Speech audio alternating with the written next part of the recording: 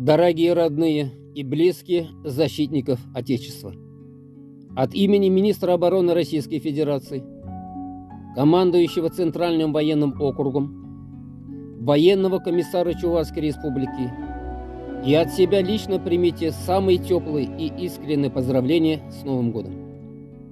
Ваши мужья, отцы, сыновья, братья по зову Родины и по велению сердца стали на защиту родной страны. Мы, как и они, наши герои. Желаем здоровья, добра, благополучия, мужества и терпения.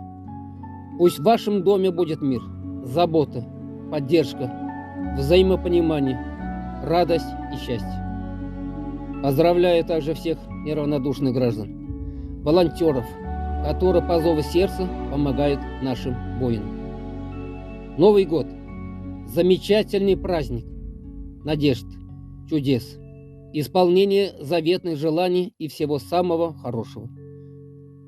Пусть вера в лучшее никогда не покинет ваши сердца. С уважением, военный комиссар Юрий Барышов.